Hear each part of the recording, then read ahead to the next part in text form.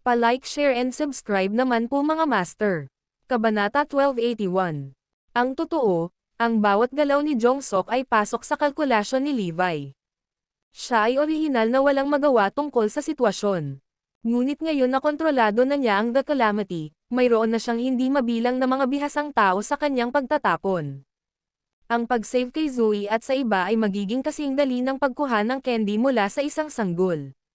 Si Zoe at ang natitira ay maaaring mukhang nasa awa ng triple group, ngunit ang The Calamity ay maingat na sinuri ang buong sitwasyon. Sa tanda ng anumang tunay na panganib, ang mga sundalo ng The Calamity ay lilipat. Naglagay din si Levi ng mga tao para protektahan si Abigail. Gayunpaman, huli na sa kanya ang balita, at sa oras na iyon, si Abigail at ang iba pa ay nakuha na. Sa kabila nito, palaging may nagbabantay sa sitwasyon mula sa mga anino. Kung si Abigail o ang sino man sa iba pang kababaihan ay nasa aktwal na problema, ang mga eksperto mula sa The Calamity ay susugod. Nasa ilalim ng kontrol ni Levi ang lahat. Ito ay isang bagay na hindi inaasahan ng triple group. Noong una, ipinaubaya ni Levi ang bagay sa kanyang mga tauhan sa The Calamity. Iyon ang dahilan kung bakit siya ay kasalukuyang nasa L Nation, na inilibing lamang si Hades sa kanyang bayan. Ngunit pagkatapos ng tawag mula kay Forlivia, hindi na niya napigilan ang sarili. Nagpasya siyang tanggapin ang mga bagay sa kanyang sariling mga kamay. Babalik tayo sa Erudia ngayon. Tumahol si Levi, tense ang ekspresyon niya. Umalangaw-ngaw ang boses ni Forlivia sa kanyang tenga. Opisyal mo na akong ikinagalit, triple group. Pinatay ko ang strategist ng militar ng Raysol niya nang hindi kumikibo. Sa tingin mo ba ay hindi ka mahahawakan? Sir, ganap nang nakontrol ni Lee Jong-sok ang Morris Group. Inihayag pa niya sa isang press conference na ang pangalan ng kumpanya ay papalitan ng Castle Group. Mahinang sabi ni West Skylord. How dare they? Umungol si Levi. Bawat galaw na ginawa ni Jong-sok ay nakatutok sa isa sa mga pressure point ni Levi. Matagumpay niyang nailabas ang bulkan ng galit ni Levi. Hindi niya ini-expect na buhay pa ako at sumipa.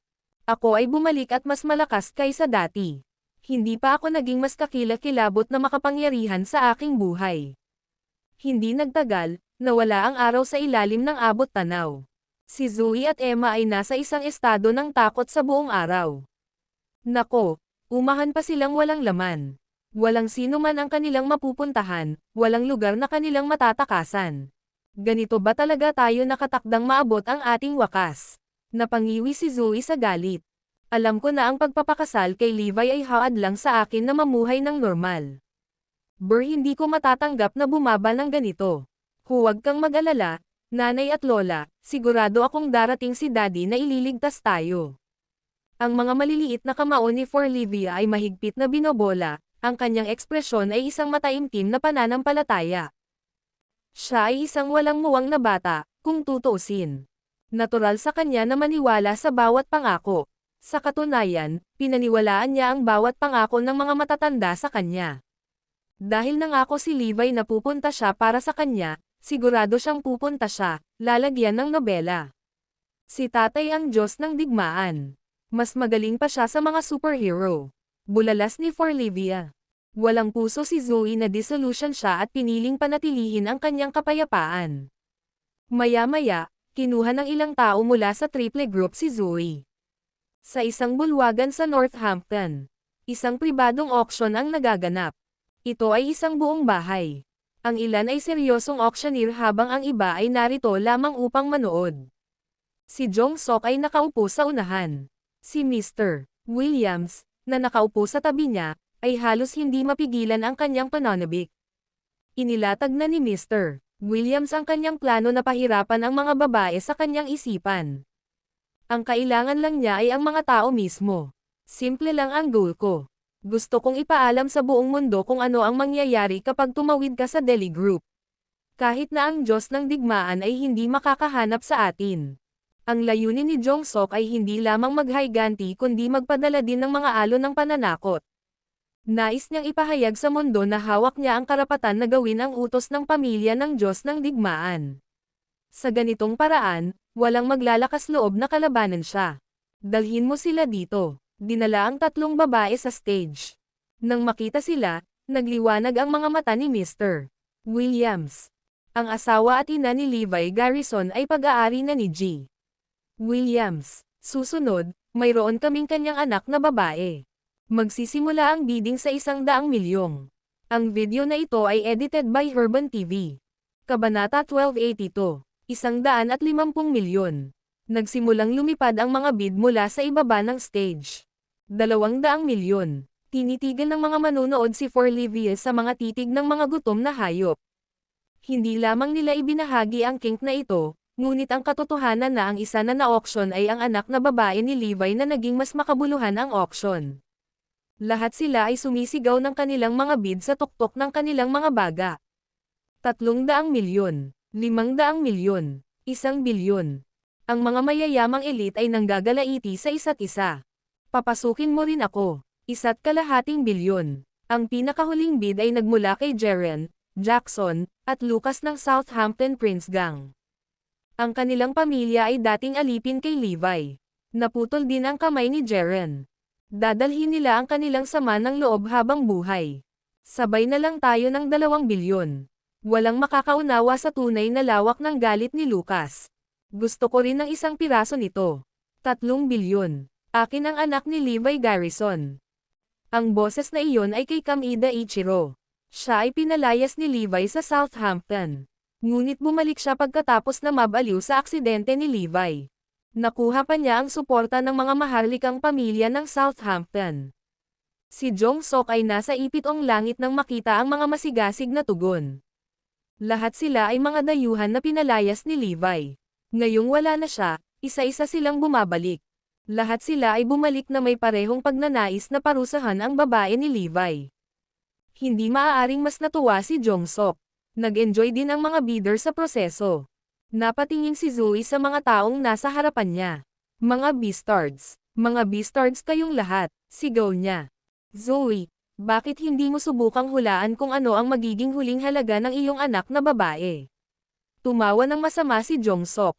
Pumunta ka sa impyerno. Sapat na ang galit ni Zoe para gumawa ng pagpatay. Hindi ka ba medyo masungit, Zoe? Hindi ko man lang ipinagbili ang iyong anak sa isang hola. How dare you curse at me? Noong una ay nilayo ni Jong Sok na i-auction ang Forlivius sa isang hola. 5 bilyon. Si Mr. Williams ay nasa tabi ng kanyang sarili sa pananabik at hindi napigilan ang kanyang mga emosyon. Itinaas niya ang sagwan ng mataas sa ere. Tingnan mo, Zoe. Naisip mo ba ang iyong anak na babae ay nakakakuha ng ganoong kataas na presyo? Tuwang-tuwa si Jong Sok. Malapit nang umiyak sina Zoe at Emma dahil sa galit. 6 na bilyon. Hindi pa natapos ang bidding war. Ang mga taong naruroon ay talagang napupuot kay Levi mula sa kaibuturan ng kanilang mga puso. 7 bilyon. 10 bilyon. Ang pinakahuling bid na ito ay nagmula kay G. Williams. Sinilip niya ang paligid niya. Walang sumisigaw ng mas mataas na bid. 10 bilyon ang pupunta ng 1 beses. 10 bilyon ang pupunta ng 2 beses. 10 bilyon ay 3 beses. Ang anak ni Levi Garrison, si Forlivia Lopez, ay ibinente kay Mr. Williams. Congratulations Mr. Williams, pagmamayari mo na ngayon ang ina, asawa, anak, kapatid, at hipag ni Levi Garrison. Congrats Mr. Williams, sige at magsaya ka ngayong gabi. Binati ng karamihan si Mr. Williams. Si Mr. Williams ay namula sa tuwa. Ang pag-iisip kung ano ang malapit nang mangyari ay agad na nagpasigla sa kanyang balakang. Ito ang magiging gabing hindi ko makakalimutan. Mapapangiti lang si Levi from hell. Ang kanyang buong pamilya ay nasa pangangalaga na ni Mr. Williams. Huwag kang mag-alala Levi, sigurado akong magiging malumanay siya sa mga babae mo. Isang manek na tawa ang pinakawalan ni Jong Sok. Sumama si Mr. Williams at tumawa ng masama. Ang imahe ng kanyang bibig na naghahati sa kanyang mukha ay katakataka, kung sabihin ay hindi bababasa. Mga halimaw kayong lahat, paano mo ito magagawa sa isang bata? Mapupunta kayong lahat sa impyerno. Masasakit na salita ang binato ni Zoe sa mga lalaki. Ngunit ang tanging natanggap niya bilang tugon ay walang awa na mga panunuya. Lahat kasi nang pumunta sa auction para panoorin ang kalagayan ng mga babae. Hindi sila maaaring maging mas labis na kagalakan sa makita ang estado kung saan ang pamilya ni Levi ay nabawasan. Huwag kang mag-alala, Nay. Malapit nang dumating si Daddy. Itinuro ni Forlivia ang pintuan sa harapan. Ang video na ito ay edited by Urban TV. Kabanata 1283. Darating si Levi. Little girl, gaano ka kawalang muwang? Patay na ang tatay mo. Paano siya darating? Sinira ni Jong-sok ang inosenteng pag-asa ni Forlivia. Alam ng lahat na patay na si Levi. Ngunit matigas na itinoon ni Forlivia ang kanyang mga mata kay Jong-sok at pinandilatan siya. Tumahimik ka. Buhay pa si Daddy. Nakausap ko siya sa phone. Maghintay ka. Darating si Daddy bago mo malaman. Sisipain niya lahat ng puwet mo. Mabangis na bulalas ni Forlivia sa mga taong nanonood. Walang nagseryoso sa kanya. Tinuturuan mo bang magsinungaling ang anak mo, Zoe? Halatang patay na si Levi. Ano ang silbi ng pag-claim kung hindi? Sisigat na sana si Zoe nang pumutol si Forlivia. Mga tanga. Hindi pa patay si Daddy. Sinasadya kanyang lokohin. Ano? Natigilan si Jong-sok sa deklarasyon niya. May naramdaman siyang malansang isda. Napatingin si Zoe sa mga tao sa paligid. Huwag ka nang magsalita, Evie. Baka takutin mo sila. Siguradong buhay pa ang asawa ko. Susundan niya kayong lahat. Agad na nagbago ang ekspresyon ng mga tao. Nararamdaman ng ilan sa kanila ang malamig na pawis na tumutulo sa kanilang likod. Kung buhay pa si Levi, magkakaproblema tayo. Delikado siya sa ating lahat. Tama siya. Buhay pa ang anak ko. I bet wala ni isa sa inyo ang nag-expect ng ganitong resulta. Kapag siya ay dumating para sa bawat isa sa inyo, maaari mong halikan ang iyong buhay Palm. Sigaw ni Emma. Nawala ang kulay sa mga mukha sa paligid ng mga babae nang magsimulang kainin sila ng takot. Paano kung totoo? Tumigil ka na sa pagbubuga ng kalokohan, Zoe. May naghihiwalay sa dalawang ito. Forlivia lang ang gusto ko dito. Si Jong-sok ay sumigaw, ganap na galit. Mabilis na pinaghiwalay ng kanyang mga alipor sina Zoe at Forlivia. Nagsimulang umiyak sina Zoe at Emma. Huwag kang mag-alala. Darating si Daddy, iligtas ako. Si Forlivia lamang ang nagpapanatili ng kanyang kalmado. Tuluyan ng pinaghiwalay ang mag-ina. Sina Zoe at Emma ay dinala sa hindi kilalang lokasyon, na iniwan ni Forlivia sa entablado. Bagamat hamupa na ang ingay, marami sa mga taong naroroon ang humihinga. Walang sino man sa kanila ang gustong maniwala na si Levi ay nabubuhay pa rin sa lupa. Napunta rin kay Jong-sok ang pagkabalisa. Pinunasan niya ang butil ng malamig na pawis sa kanyang noo gamit ang kanyang panyo. Kalokohan ng bata, bakit takot na takot kayong lahat? Naiinis na sabi ni Mr. Williams. Boom! Sa sandaling ito, isang malakas na ingay na katulad ng isang pagsabog ang tumunog. Nayanig ang buong bulwagan, dahilan para mawalan ng balanse ang mga tao sa loob. Naghiyawan ang mga tao habang umiikot ang kanilang ulo sa takot, lalagyan ng nobela. Bang! Bumukas ang pintuan sa harapan. Boom! Ang buong pader ay giniba. May nagwasak sa buong pader mula sa labas. Natigilan ang mga tao sa hall dahil sa gulat. Halos kaagad pagkatapos, isang grupo ng mga tao na nakasuot ng itim na damit ang pumasok. Nakasuot sila ng itim na kasuotan mula ulo hanggang paa at inihanda ang kanilang mga kutsilyo. Tinakpan ng mga maskara ang kanilang pagkakakilanlan. Ang mga nanghihimasok ay pamilyar ngunit dayuhan sa karamihan. Ang kapahamakan. Ito ay ang kalamidad. Si Jong-sok ang unang nakilala sa kanila. Nagpatuloy siya sa pagsigaw ng ligaw. Bagamat nakamit ni Windsor ang tagumpay laban sa The Calamity, ang presensya ng grupo ay nagdulot pa rin ng takot sa puso ng lahat. Sapat na ang nakikita nilang nag-iisa para magalit ang isang tao. Ang mga miyembro ng Delhi Group ay nagmamadaling magsama-sama para protektahan si Jong-sok. Agad ding naging alerto ang mga bihasang miyembro ng War Group. Lahat ng tao sa hall ay nasa state of hysteria habang pinapanood ang mga miyembro ng The Calamity na papalapit. Si Daddy naman. Nandito si Daddy para iligtas ako. Yay! Napasigaw si Forlivia sa tuwa. Whoosh! Wham! Whoosh! Isa pang batch ng mga tao mula sa The Calamity ang ipinakita. Sila ay naghihintay sa pagtataguyod para sa tamang pagkakataon upang ipakita ang kanilang sarili. Ang video na ito ay edited by Urban TV. Kabanata 1284. Si Jong-sok at ang iba pa ay natulala. Hindi sumagi sa kanilang isipan ang pag-aakalang tambangan sa auction. Ang kalamidad ay nagtatago, ngunit tayo ay lubusang nakakalimutan. Bam! Wham! Ilang sanay na manlalaban ang ipinakita sa entablado mula sa kung saan at pinalipad ang mga lalaking nagbabantay kay Forlivia. Pagbati, Missy. Kasunod nito, walang kamali-mali nilang pinagtanggol ang batang babae, na nag-iwan ng kahit isang pulgadang bukas. Si Jong-sok at ang mga katulad nito ay nabigla sa nakita. Namuo ang butil ng malamig na pawis sa kanilang mga noo. Nang inig ng mahina ang kanilang mga tuhod matapos ibinaling ang kanilang mga tingin sa harapan.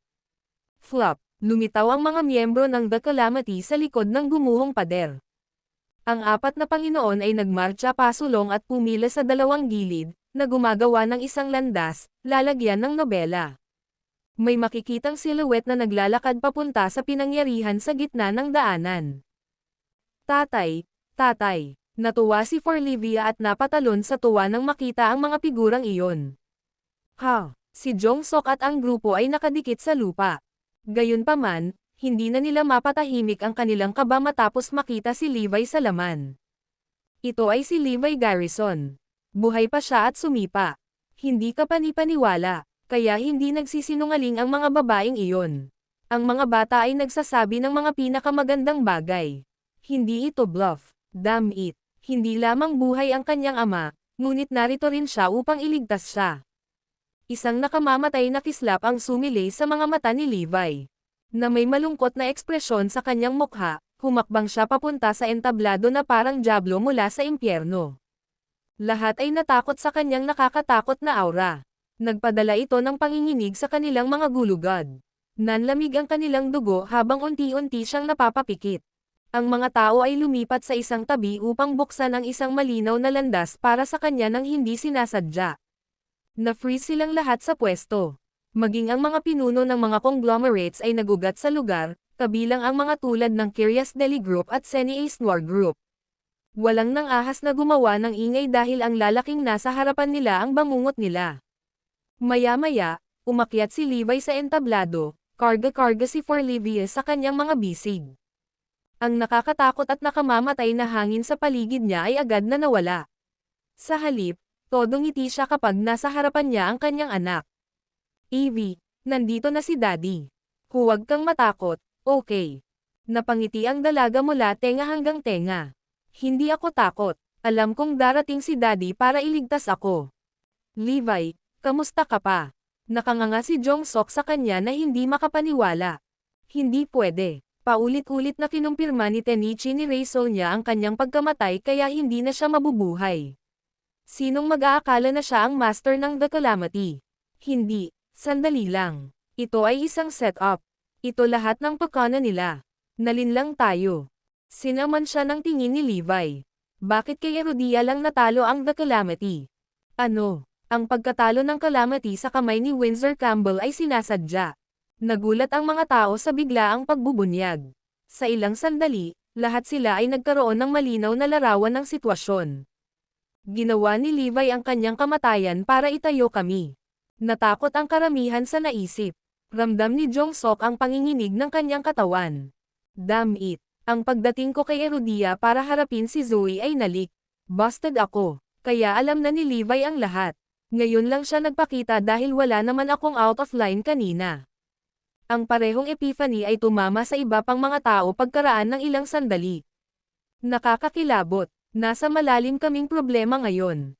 Nang inig sila sa takot matapos malaman na sadyang itinapon ng The Calamity ang laro sa laban nila ni Windsor dahil kay Levi. Ang kalamidad ay kasing lakas pa rin ng dati. Walang paraan na maaari naming i-cross ang mga ito. H hindi naman sa ganun. A kami. Naramdaman ni na Jerian, Jackson, Lucas, at iba pa na nagngangalit ang kanilang mga ngipin habang natatabunan sila ng takot. Sinong mag-aakalang magiging ganito ang mga pangyayari? Bakit natin isinali ang ating mga sarili dito? Arg. Guro, ano ang dapat nating gawin sa mga taong ito? Tanong ni North Sky Lord. Patayin lahat ng kalahok, pindutin ang lahat ng manonood, utos ni Levi.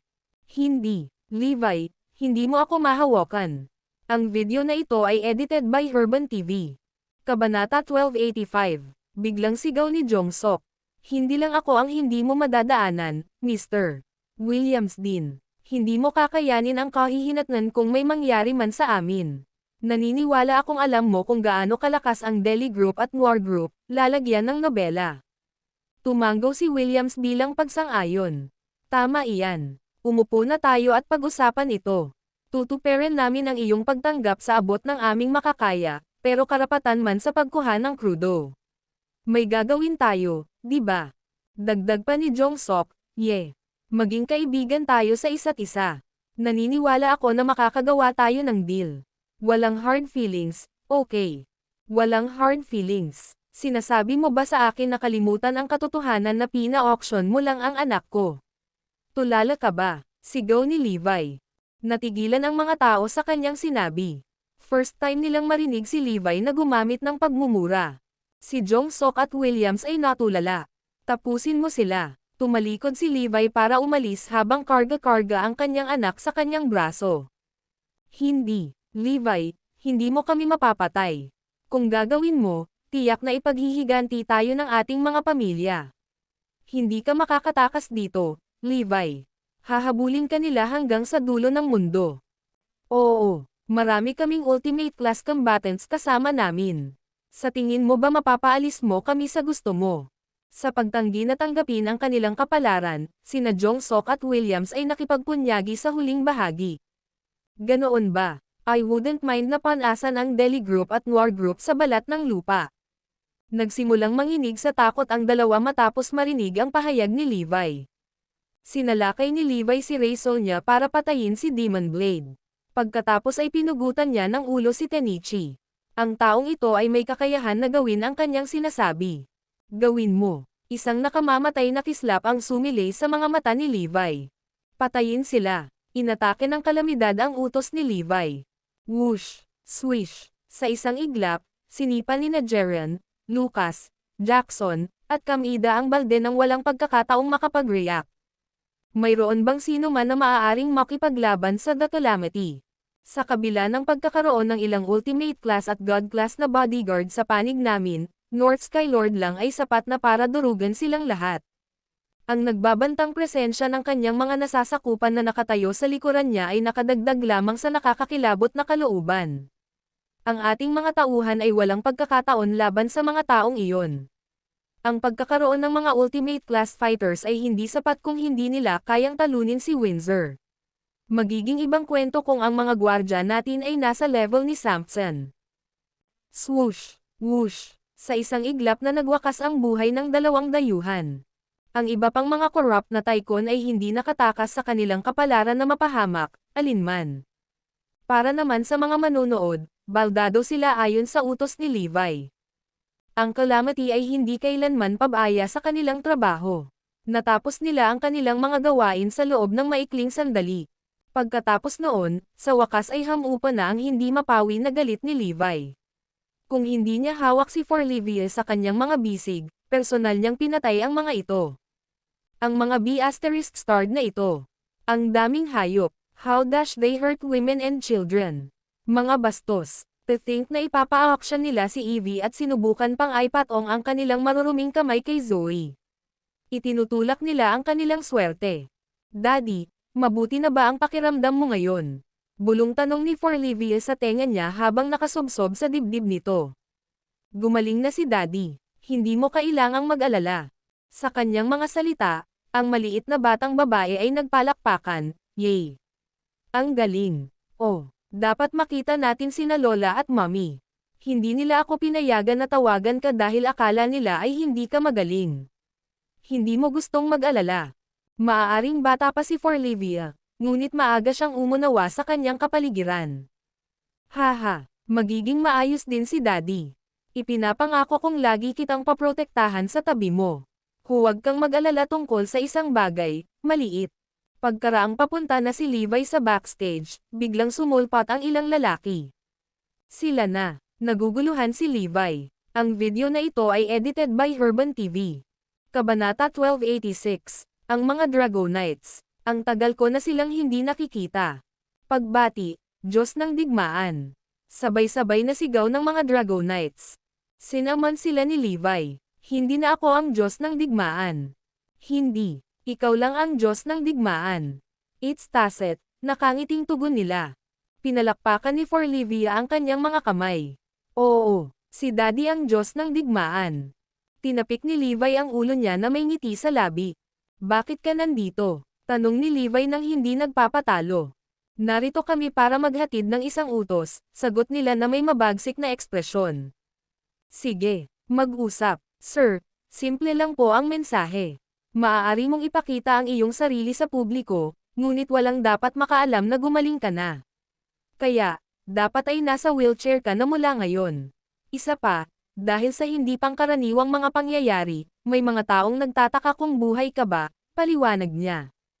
Tumanggo si Levi. Manamham, akala ko rin. Ang pangunahing layunin ay paalisan ang mga natitirang manggagawa ng kasamaan. Para sa kadahilan ng iyon, iminumungkahi namin na gamitin mo ang The Calamity para gumawa ng malinis na sweep minsan at para sa lahat. Halos imposible para sa iyo na mag-imbestiga at harapin ang bagay na palihim bago ito. Sir, ang pagkakataong ito ay mahirap makuha, ang panawagan ng mga Dragonites. Ang ipinadalang mensahe ay hinihiling ng gobyerno ni Erudia. Bagamat maraming makapangyarihang tao ang bansa upang lutisin ang isyu, wala ni isa ang may kalibre ni Levi. Hindi na kailangang sabihin, tiyak na mas nakakapanatag na harapin niya ang problema kaysa sa iba. Higit pa rito, hindi siya ang Diyos ng digmaan sa sandaling ito, kaya ito ang magiging perpektong timing.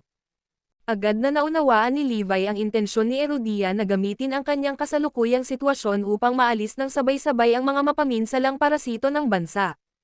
Ang grupo na dati niyang inalis ay dulo lamang ng malaking bato ng yelo. Marami pang lumalabag na nakatago sa dilim. Halimbawa, ang pagbabalik ng Blood King Palace at ang pagtatago ng pagkamatay ni Tenichi. Ang lahat ng mga ito ay mga natutulog na pagbabante na naganap ng kanyang agarang atensyon. Natural, marami pa ring mga bagay na dapat alalahanin. Kaya, pumayag si Levi sa kanilang mga tuntunin ng walang pag-aalinlangan. Isasakripisyo niya ang lahat para sa kapakanan ng kanyang bansa. Bukod dito, magagawa niya iyon habang nananatili sa kanyang pamilya at pinoprotektahan sila. Sa bukas, maaari niyang durugan ang kanyang mga kaaway at lipulin ang buong hukbo ng mag-isa, lalagyan ng nobela. Sa dilim, maaari niyang alisin ang mga taksil ng bansa at dalhin ang kamatayan sa mga individual na ito. Ito ang mga bagay na kaya niya. Kung ito ay isang bagay na pabor sa kanyang bansa, papayag siya sa anumang paraan kahit gaano pa ito kalupit. Sir, may tatawag sa inyo ng patago at magbibigay ng detalye para sa susunod na misyon. Isa itong top secret na operasyon. Dapat mong panatilihin ang lihim sa lahat ng oras. Isang Dragonite ang sumulyap kay Forlivia. Sige, naiintindihan ko, sagot ni Levi. Sir, aayusin namin ang opisyal na pagbabalik mo kay Erudia. Malaman ng lahat na buhay ka. Matapos may hatid ang mensahe, sabay-sabay na umalis ang mga Dragonite sa eksena. Napangiti si Levi kay Forlivia. Evie, maipapangako mo ba kay Daddy na ilihim mo ang lahat ng nangyari ngayong gabi? Hindi mo rin pwedeng ipaalam kina Lola at Mommy. Hindi niya maaaring labagin ang top secret order na ibinigay ni Erudia. Kung tutusin, siya ay isang sundalo at likas na sa kanya ang pagsunod sa mga utos. Okay, Daddy, nakuha ko na, saad ni Forlivia. Pagkatapos, hinalikan niya ang kanyang anak na babae at ibinaba ito. Huwag kang mag-alala, Evie. Magkita tayo bukas. Kinawayan ni Levi ang kamay. Akala ni Zoe at ng iba pa ay wala na sila. Tiyak na hindi nila inaasahan na may magliligtas sa kanila. Gayunpaman, hindi nila alam kung ano ang nangyari. Pinayagan ba tayo ng Deli Group? Parang imposible. Ngunit tiyak na may nagligtas sa atin. Hindi nagtagal, pinabalik si Forlivia sa kinaroroonan nila. Evie, pwede mo bang sabihin kay Mommy ang nangyari? Nagmamadaling tanong ni Zoe. Ang video na ito ay edited by Herban TV. Kabanata 1287. Ayos lang, Mommy. Walang nangyari, nauutol na sabi ni Forlivia. Nangako ako kay Daddy na itatago ko ito. Ngunit masasabi ng mga matatanda na may tinatago siya sa isang sulyap lamang. Evie, maging tapat ka. Tell me what happened, walang ekspresyong tanong ni Zoe. Tama iyan. Hindi magandang magsinungaling, muling sabi ni Emma. Ako, si Forlivia ay nasa isang dilema. Sa isang dulo, gusto niyang maging mabuting babae. Sa kabilang dulo, nais niyang tuparin ang pangako sa kanyang ama. Magandang gabi, MS Jones, MS Lopez. Kami ang humawak ng isyo ngayong gabi. Ilang tao ang dumating sa sandaling iyon, lalagyan ng nobela. Parehong natarante sina Zoe at Emma. At saka, ngayon lang namin nalaman na na-frame si Mr. Garrison. Kaya, binabawi namin ang pagbabawal sa kanyang pagbabalik kay Erodia, patuloy ng lalaking iyon. Sa kanyang mga salita, nagkaroon ng magaspang na ideya si Zoe sa pagkakakilanlan ng nagsasalita. Salamat. Maaari ko bang malaman kung nasaan ang asawa ko ngayon? Nag-aalalang tanong ni Zoe. Wala siya sa ngayon. Babalik siya bukas. Isa pa, magandang balita para sa iyo. Gumaganda na ngayon si Mr. Garrison. Hindi na niya kailangang humiga sa kama, nakakaupo na siya sa wheelchair. Ang galing. Hanggat bumalik siya. Ipinaalala ng taong iyon, salamat kay G. Quinten. Siya ang tumulong kay Mr. Garrison na gumaling. May pag-asa pa ba siya ay ganap na gumaling? Ang mga mata ni Zoe ay kumikislap sa mga inaasahan. May pag-asa pa sa ngayon. Sa kanyang pahayag, natuwa sina Zoe at Emma. Ang pagpapakalat ng balita na maaaring makabawi si Levi ay bahagi ng plano ng mga Dragonites. Ano ang gagawin ng kanyang mga kalaban kung mabalitaan nilang makakabawi si Levi? Imposibleng iwan siya ng mga ito. Walang pag-aalinlangan, ilang oras na lamang bago ang tunay na mga kalaban ay magsiwalat ng kanilang sarili. Pagkatapos ng lahat, si Levi mismo ang pumatay sa naunang grupo ng mga kalaban. Malaman na hindi siya pinatay ng lason, ang mga puwersa matapos ang likod ng Blood King Palace ay lumabas sa pamamagitan ng hook o bike crook. Sa pag-asa na iyon, ang balita ng pagpapabuti ng kalusugan ni Levi ay sadyang inihayag sa publiko. Samantala, siya at ang iba pa ay susubaybayan ang mga galaw ng kanilang kaaway mula sa mga anino. Guro, nakakainis ka bang kumilos bilang isang lalaking lumpo? Tanong ni North Sky Lord. Walang sabi-sabi na hindi ka nais-nais para sa kanya na magpanggap na isang taong may kapansanan. Pero umiling si Levi. Hindi. Handa akong gawin ito para sa bansa. Walang anuman ito. Sa pagpapanggap mo ng iyong kamatayan, maraming kaaway ang pinausukan sa oras na ito. Dahil sa pagiging dating nito, nagpa siya ang mga nakatataas na hayaan mong ipagpatuloy ang iyong pagkilos bilang isang lumpo, sabi ni West Skylord. Tumango si Levi. Talaga, malapit na tayong magkaroon ng bagong misyon. Dapat mong ihanda ang iyong sarili sa lahat ng oras. Kinabukasan, umupo si Levi sa isang wheelchair at bumalik sa Northampton. Kumalat ang kanyang balita na parang apoy. Ang bahagi na ikinagulat ng karamihan ng mga tao ay ang kanyang pisikal na pagbuti pagkatapos makatanggap ng paggamot mula sa mahusay na doktor, si Benny Quinten. Inakala niyang permanente na siyang paralisado noon, ngunit ngayon ay maaari na siyang umupo sa wheelchair. Ito ay isang kamangha-manghang gawa sa publiko.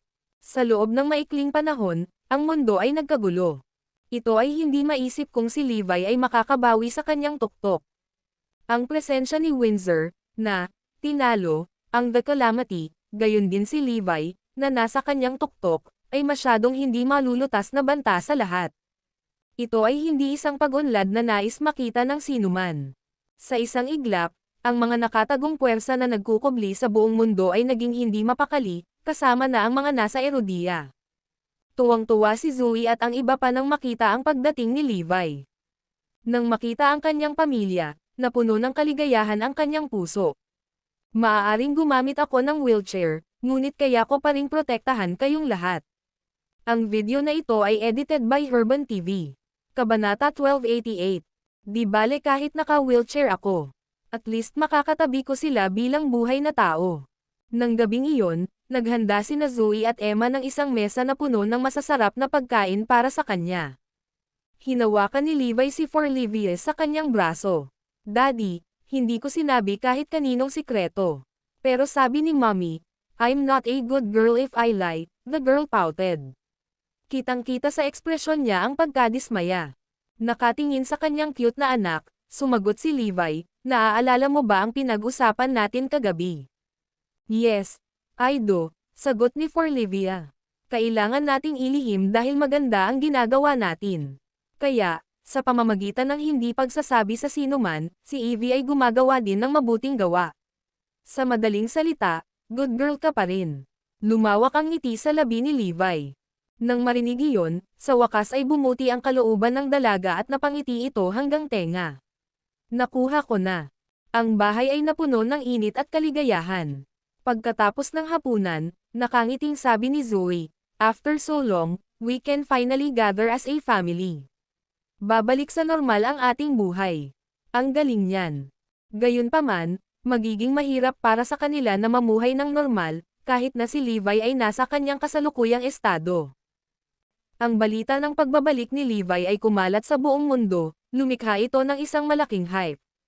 Todong ngiti si Windsor nang marinig ang balita. Haha, iyan ay mahusay. Balita ko nagpapagaling na si Levi. Magkakaroon ako ng pangalawang laban sa kanya pagkatapos niyang mabawi ang kanyang lakas. Oo, pagkatapos ng iyong pangalawang tagumpay laban kay Levi, ang lahat ay walang pagpipilian kundi ang magpasakop sa iyo. Walang sino man ang muling magdadala ng pagdududa. Napabuntong hininga si Bolgan. Totoo yan. Bagamat hindi ko na kailangan pang talunin si Levi para patunayan ang sarili ko, obsesyon ko na manalo laban sa kanya ng isang beses. Si Windsor ay mayabang at determinado. Ang kanyang ego ay napalaki pagkatapos ng kanyang tagumpay laban sa North Sky Lord. Mula noon ay naging snobby na siya sa lahat. Para sa kanya, si Levi ay naging isang talunan mula sa isang taong dati niyang pinag-iingat. Hindi natin hahayaang makabawi si Levi kahit anong mangyari. Magdudulot ito ng kapahamakan sa atin kapag nabawi niya ang kanyang lakas. Arg, hindi ako makapaniwala na nakaligtas siya. Ang swerte niya siguro. Siya ang tumayo bago ang plano natin. Dapat natin siyang paksain kaagad. Kailangan natin siyang wakasan bago siya gumaling. Ang mga katulad na damdamin ay umalangaw-ngaw sa buong mundo matapos malaman na si Levi ay buhay. Sa kanila, ang mga individual mula sa Triple Group ay ang pinakagalit na galit. Sa kanilang marangyang manner sa Kirea, galit na galit ang mga kilalang miyembro ng pamilya Lee matapos marinig ang balita ng pagkamatay ng kanilang tagapagmana. Alamin kung sino ang gumawa nito. Ipaghihiganti ko ang anak ko. Kahit sino kay Erudia ang gumawa nito, masusuklian ko siya sa ginawa niya sa apo ko. Gaya ng inaasahan, ganoon din ang Noir Group mula sa Sinya. Pumunta ka at mag-imbestiga. Pagbabayaran natin siya sa ginawa niya. Dadalhin namin ang kamatayan sa salarin kahit na ang halaga. Ang dakilang pamilya ni Frostford ay nagkaroon ng pinakamasama pagkatapos masabihan tungkol sa pagkawala ni Samson at ng kanyang 4 na alagad. Suriin mong mabuti ang bagay na ito.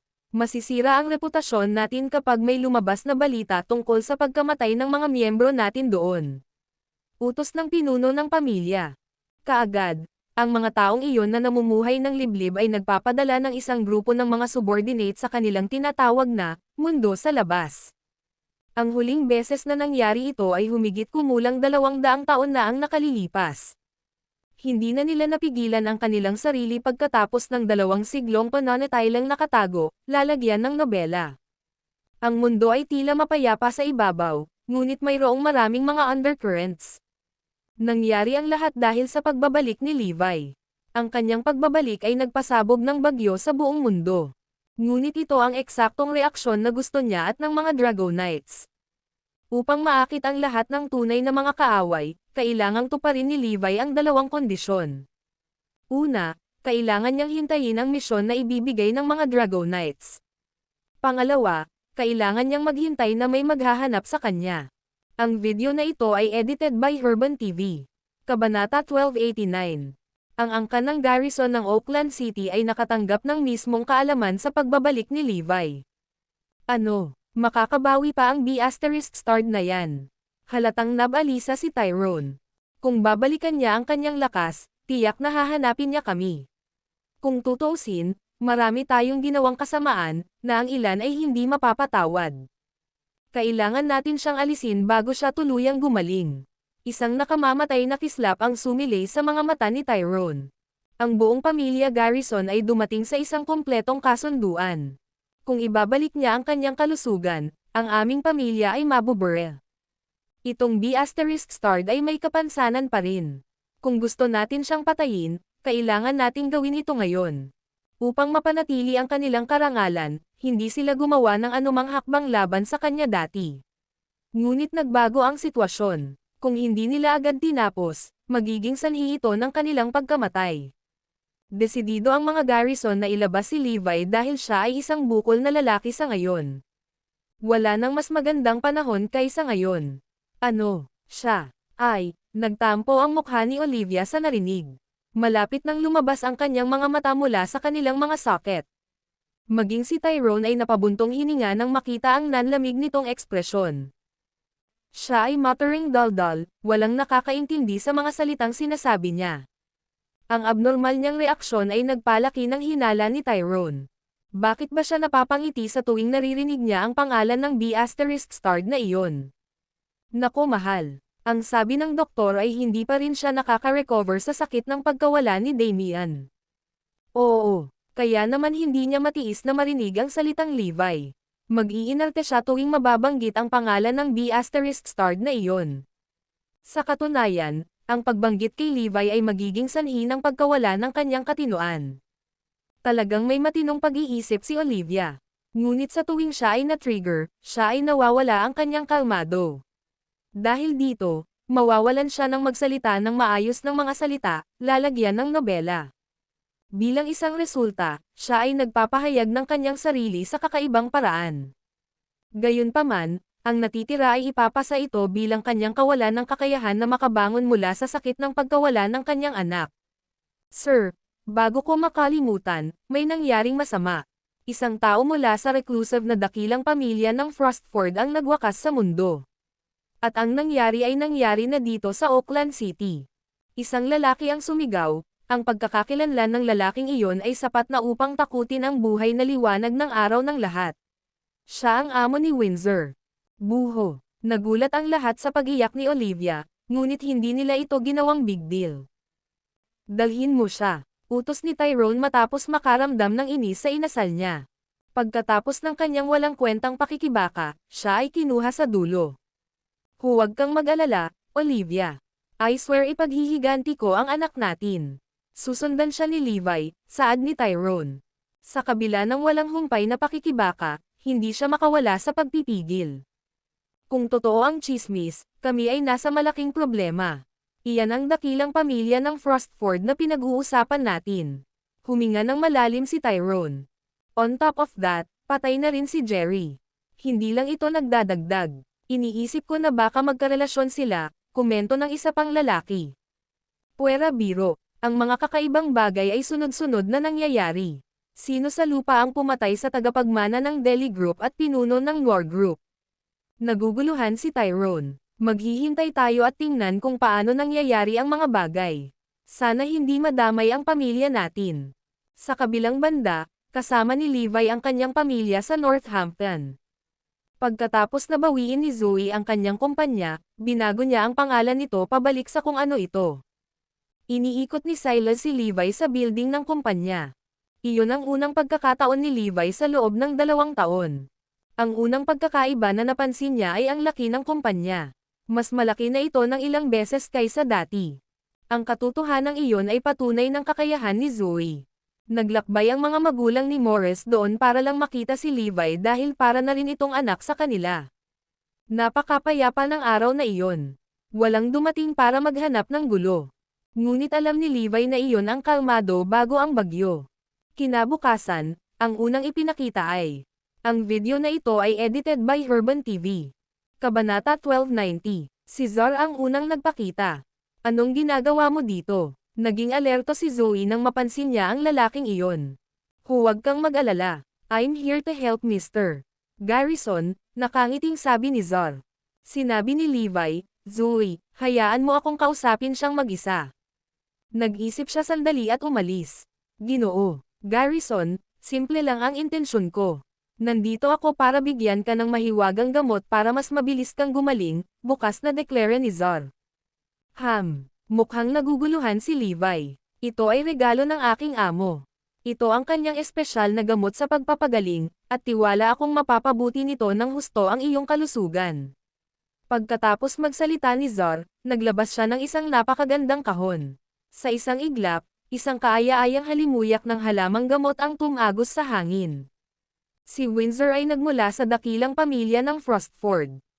Ang mga taong iyon ay mayroong lahat ng sinaunang kaalamang medikal sa kanilang repertoire, ang ilan sa mga ito ay naisip na nawala sa kasaysayan.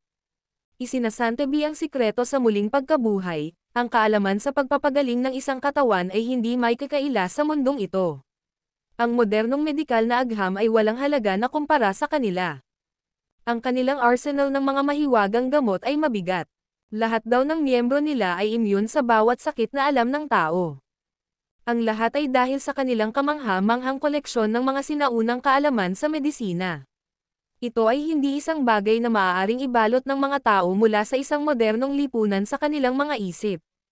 Kung tutuusin, wala silang ganap na pag-aralan ang mga ito.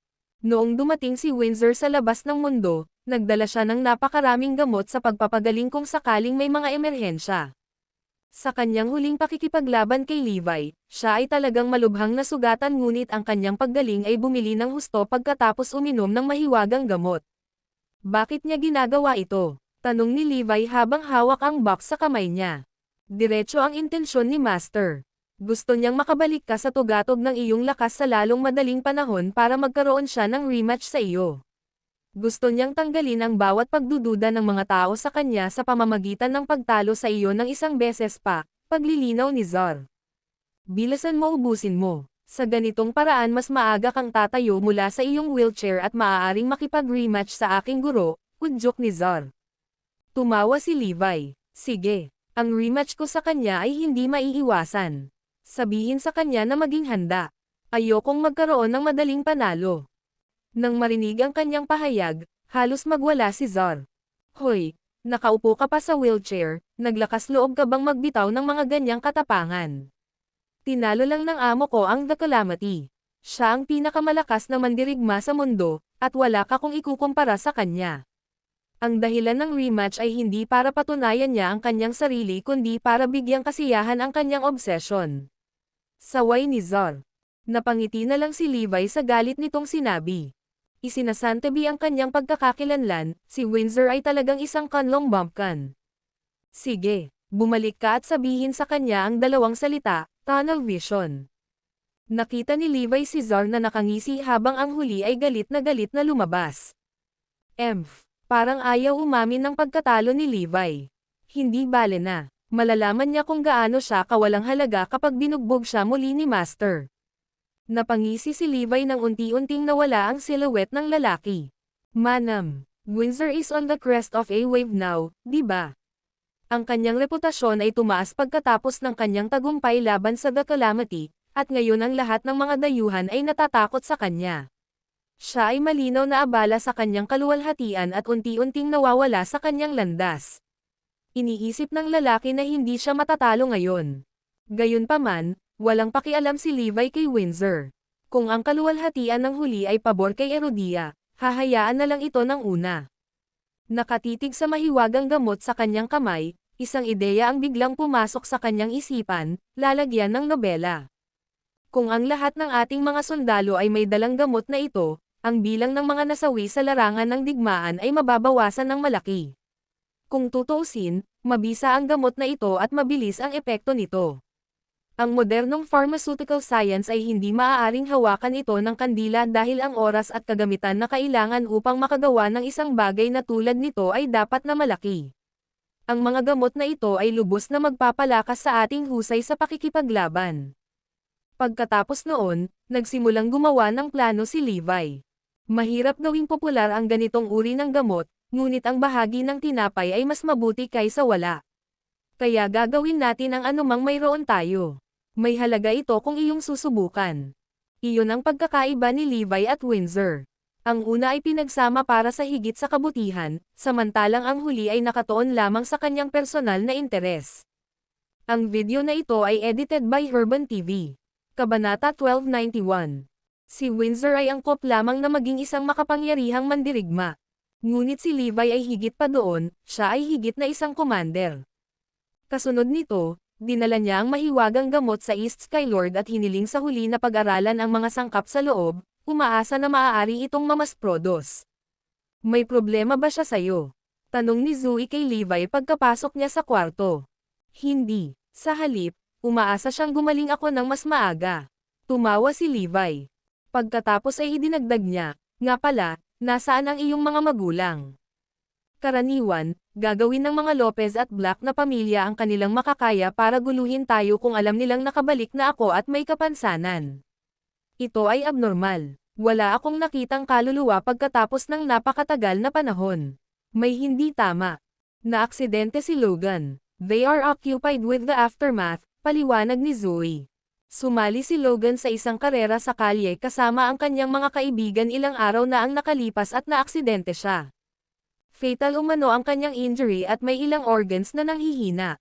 Ang pamilyang itim ay abala sa pagharap sa epekto dahil isa siyang mahalagang miyembro ng pamilya.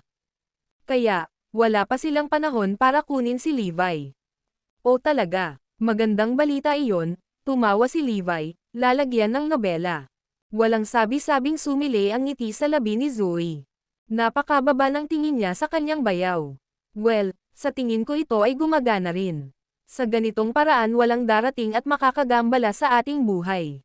Sa loob ng intensive care unit ng pinakamagandang ospital sa South City, si Meredith, ang lolo ni Logan, at ang kanyang mga magulang ay sabik na naghihintay. Nasa kritikal na kondisyon si Logan. 2 buong araw na siyang nananatili sa intensive care unit. Ito ay isang mapanganib na senyales. Kaya naman, pawis na pawis si Jenny sa pagkabalisa. Pagkatapos ng lahat, sila ng malaking pondo para kumuha ng grupo ng mga doktor para gamutin si Logan. Sa oras na iyon, ang mga espesyalista ay katatapos lamang sa kanilang mga talakayan sa silid ng pagpupulong at dumating sa ICU. Kumusta ang sitwasyon, Dr. Chase? Tanong ni Robert. Umiling si Chase. Hindi maganda ang itsura. Ang isa sa mga organo ng pasyente ay malubhang nasugatan. Kailangan niya ng transplant. Tapusin mo na yan. Ano pa ang hinihintay mo? Ganti ni Jenny. The thing is, nagkakaroon ng organ shortage ang ospital natin, kailangan natin ng kidney donor, sagot ni Chase. Tanungin mo ang ibang ospital at tingnan mo kung meron. Kaya natin ang pera. Kinabahan si Meredith at ang iba pa. Itinanggi ng doktor, wala itong kinalaman sa pera. Wala kaming katugmang kidney sa kasalukuyan at nauubusan na kami ng oras. Ang pagdadala ng organ mula sa ibang mga lugar ay nangyayari ng oras, siguradong wala sa tanong. Kung gayon, ano ang dapat nating gawin? Lahat ay mukhang nag-aalinlangan habang nagpapalitan ng tingin. Nasa dulo na sila ng talino. Ang tanging paraan ay magkaroon ng isang donor sa ngayon. If we harvest the organ on the spot, the success rate of the operation will be high, deklara ni Dr. Chase habang nakatitig sa kanila. Ma'am. Ang pahayag ng doktor ay naglagay sa kanila sa isang mahirap na sitwasyon. Nagdalawang isip ang lahat. Ang kanilang paunang pagpapasya ay hindi matagpuan. Lahat tayo ay kusang magdo-donate ng ating dugo. Ngunit sino ang magbibigay ng bato? Natatakot ako na kahit ang mga magulang ni Logan ay ayaw gawin ito. Kung ganoon ang kaso, magiging imposible para sa atin, ang mga Black. Nagkasalubong ang tingin ng bawat isa ngunit hindi sila umimik. Inilagay ni Dr. Chase ang isang walang magawang mukha. Sige, maglaan ng oras para magpasya at tingnan kung sino ang magiging donor. Pero hindi lahat ng oras natin sa mundo. May oras ka lang para piliin ang kandidato mo. Lahat sila ay natarante kaagad pagkaalis ng doktor. Pinag-uusapan nila kung saan makakahanap ng kidney donor sa ganoong maikling paunawa. Saan tayo makakahanap ng donor sa loob ng 6 na oras? Iyon ay karaniwang naghahanap ng isang karayom sa isang dayami. Walang magbibigay nito kung hindi sila desperado sa pera. Upang magkaroon ng mas mataas na rate ng tagumpay, kailangan nating maghanap ng malusog na bato. Mas mabuti kung ang taong iyon ay isang binata na may matipunong katawan. Ang mga magulang ni Logan ay nagsabi, mayroon ka bang angkop sa mga kandidato sa iyong panig? Hindi. Hindi tayo. Agad namang tinanggihan ni Meredith. Sa sandaling iyon, sumigaw si Jenny, teka. Hindi ba tayo nakakalimutan ng isang tao, si Levi Garrison? Ang video na ito ay edited by Urban TV. Kabanata 1292. Naningkit ang mga mata ng lahat sa paalala ni Jenny. Pumasok sa isip nila ang silhouette ng lalaking iyon. Tama iyan. Paano natin siya makakalimutan? Sa katunayan, lahat sila ay alam ang tungkol sa kanyang pagdating, ngunit hindi sila mapakali sa kanya noon. Ang sabi ni Jenny, maaaring buhay si Levi, ngunit siya ay may kapansanan. Naka-wheelchair siya. Bilang isang tao na hindi makatayo sa sarili, ano ang pagkakaiba kung mas kaunti ang kidney niya? Tumanggaw si Meredith. Tama iyan. Ang bato ay isang mahalagang organ para sa mga normal na tao tulad natin. Ngunit hindi para sa isang lumpo na tulad ni Levi. Wala siyang gamit para dito. Oo, physically challenged na siya. Ang isang organ ay hindi mahalaga sa kanya. At saka, isang kidney lang ang hinihingi namin, hindi pareho. Hindi naman ito magkakaroon ng malaking pagkakaiba sa kanya. Sinubukan ni Robert ang kanyang makakaya na maging makatwiran, lalagyan ng nobela. Sumasang-ayon ako. Ang pagkakaroon ng isang mas kaunting bato ay nagpapababa sa kalidad ng ating buhay. Manghihina tayo at madaling mapagod. Ngunit hindi ito gaanong makakaapekto sa isang paralisadong lalaki. Tama iyan. Si Levi ang pinakamahusay na kandidato. Hahayaan natin siyang i-donate ang kanyang kidney para iligtas si Logan. Sumang-ayon ang lahat na si Levi ang dapat mag-donate. Nang marinig iyon, tumalon sa tuwa ang mga kapamilya ni Logan. Hooray! May pag-asa si Logan ngayon.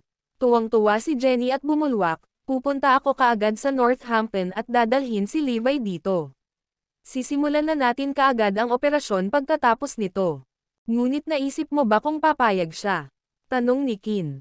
Opinyon niya. May sasabihin ba siya sa bagay na ito? Ngumuso si Meredith. Tama iyan. Wala siyang karapatang magpara sa kanyang sarili. Ano man ang ating sabihin ay napupunta. Ang isang taong may kapansanan na tulad niya ay may desisyon na magsalita para sa kanyang sarili. Ang nakikitang problema namin ay si Zoe. Hindi siya sasang-ayon kung malalaman niya ang tungkol dito, tinuro ng isang tao. Para sa kanila, si Zoe ang taong dapat manatili sa dilim. Sa kaibahan, si Levi ay walang iba kundi isang kasangkapan para magamit at itapon ayon sa gusto nila. Okay, nakapagdesisyon na. Iwasan natin si Zoe dito. Palihim nating dadalhin si Levi dito at kukunin sa kanya ang bato. Sa oras na makarinig siya ng balita, huli na ang lahat, pahayag ni Jenny. Magandang ideya ito. Sige. Pumunta ka sa inyo sa Northampton at dalhin kaagad dito si Levi, utos ni Meredith. Si Jenny, kasama ang kanilang mga subordinate, ay mabilis na tumakbo papunta sa Northampton. Mag-isa lang si Levi nang makarating sila sa kanyang residential area.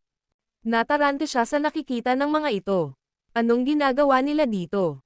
Dalhin mo siya. Sa utos ni Jenny, binuhat ng ilang matipunong lalaki ang wheelchair ni Levi na nakaupo dito at inilipat siya sa sasakyan. Ilalabas na sana ng North Skylord at ng iba pang nagtatago sa mga anino ang mga lalaking iyon ngunit pinigilan nilang gawin iyon matapos nilang mapansin ang kilos ni Levi na pumipigil sa kanila. Gayunpaman, nakabuntot sila sa sasakyan ni Jenny. Hindi tumutol si Levi ngunit hinayaan nilang kunin siya, gusto niyang makita kung ano ang nilalaro nila. Pagkasakay ni Levi sa sasakyan, si Jenny ay nagmamadaling bumalik sa ospital, dahil nakikipagkarera sila sa oras. Hindi nagtagal, bumalik na sila sa ospital. Nakipag-ayos na si Jenny sa ospital para masimulan ng mga pasyente ang operasyon sa sandaling dumating si Levi. Kaya naman, si Dr. Chase at ang iba pang mga doktor ay naghihintay sa pagdating ni Levi. Si Dr. Chase, nandito na ang donor. Simulan ang operasyon. Itinulak ni Jenny si Levi papunta sa mga doktor ngayon. Tumanggaw si Dr. Chase. Manam, ang bilis mo. Kasabay nito, lumingon siya kay Levi at nagtanong, Sir, narito ka ba para kusang loob na ibigay ang iyong kidney kay Mr. Logan Zacks? Ano? Mag-donate ng kidney. Nagulat si Levi. Hindi makapaniwalang tinitigan niya ang doktor. Ang video na ito ay edited by Urban TV. Kabanata 1293. Saglit na natigilan si Dr. Chase. Pagkatapos ay bumaling siya kay Jenny at sa iba pa at napansin niya ang baluktot na ekspresyon ng mukha nila. Sa sandaling iyon ay alam niyang natapon na niya ang sitaw. Walang alam ang taong ito. Ito ay isang hindi tanong na tanong. Asang-ayon siya. Kailangan niya. Pamilya tayo. Kung hindi, bakit tayo mag-donate ng kidney? Sabi ni Meredith. Ang iba ay pumayag. Tama. Asang-ayon siya. Mangyaring simulan ang operasyon ng sabay-sabay. Nasa iyo ang aming pasasalamatan. Udyok ni Jenny, pinipigilan si Levi na mag-react. Sinong nagsabing pumayag ako? Hindi ko. Wala akong alam dito. Isang donasyon sa bato. Para kanino? Sigaw ni Levi. Napahinto ang nurse na tumulak sa kanya papunta sa operation theater. Nagsalubong ang kilay ni Dr. Chase. Arg. Nabaliw ako. Sa oras na iyon, nagsimulang mag-usap ang lahat. Hindi mahalaga kung alam mo o hindi. Dr. Chase, dalhin mo siya sa operation theater. Si Jenny at ang pamilya Zax ay bamulong sa doktor. Umiling ang mga doktor. Hindi ito gagawin. Kung hindi magbibigay ng pahintulot ang donor, hindi natin siya mapipilit na gawin ito. Ito ay dapat na isang volunteer na gawain. Kung hindi niya na-fill up ang organ donor card, hindi na kami makakapagpatuloy sa operasyon. Levi, sabihin mo sa kanila na handa kang mag-abuloy. Mabilis. Sinipal ni Jenny ang wheelchair. Anong problema? Nagkibit balikat si Levi. Naaksidente si Logan at kailangan niya ng kidney transplant. Binibigyan ka namin ng gintong pagkakataon. Tama iyan. Hindi ba oras na para gumawa ka ng isang bagay para sa pamilya? Humihingi lang kami ng kidney sa iyo para mailigtas si Logan. Kung handa kang mag-abuloy, maaalala ka magpakailanman. Napaniwala si Meredith at ang iba pa. Binibigkas nila ang kanilang mga salita na para bang ang pagbibigay ng bato ay isang marangal na gawa. Oh, pakiusap. Ikaw at ang iyong pangangatwiran. Bakit hindi ka nag-donate ng isa? Kontra ni Levi. Sa tanong niya, nag-snap sila, kidney ang pinag-uusapan dito. Ano sa palagay mo ang mangyayari kung ibibigay natin ito? Makakaapekto ito ng husto sa aming pisikal na pagganap. Tumanggo si Levi. Tama ka. Malaki ang epekto nito sa katawan. Kaya, bakit ako mag-donate? Lalagyan ng nobela. Hiniling ni Robert, ikaw ay walang iba kundi isang lalaking may kapansanan. Ikaw ay nakakulong sa isang wheelchair habang buhay. Ano ang kailangan mo ng mga bato?